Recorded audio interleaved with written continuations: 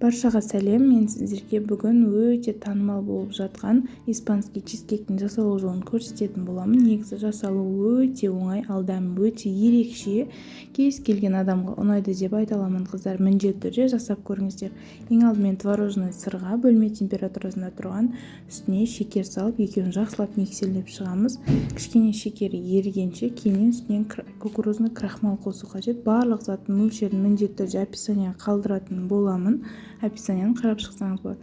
Кейіннен үстінен лимонный суық қосамыз. Ешқандай лимонның сиропы емес, кәдімгі лимоннан сығылған суық болу керек, қыздар. Үстінен 4 жұмыртқаны саламыз. Жұмыртқаның барлығын бірге емес, аз-аздан біреу-біреулеп салып отырып, араластырып қосатын боламыз.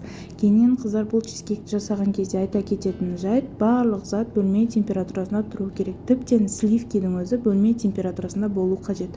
Сливкиді құйып, сәл осылай қою болғанша араластырамыз, болды. Көп араластырып жіберудің де қажеті жоқ, қыздар. Осылай дайын болған кезде жан-жағына жабысып қалған жерлерінде алып, барлық жер араласу үшін тағызда бір миксерлеп жібереміз.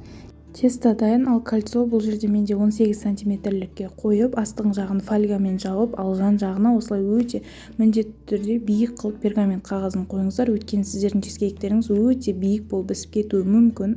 Осылай қызып тұрған печкада 180 градуста 45-50 минут пісіріп аласыздар. Міндетті түрде суығаннан кейін ғана барып формадан шығару керек. Және де формадан шығарғаннан кейін де 1-2 сағат холодильникке қойып алып, дастарханға тартып өтсеңіз өте керемет болып шығады, қыздар. Міндетті түрде жасап көріңіз. Каналыма жазылмаған болсаңыз, міндетті түрде жазылып алыңыздар. Соңына дейін қарағаныңызға рахмет.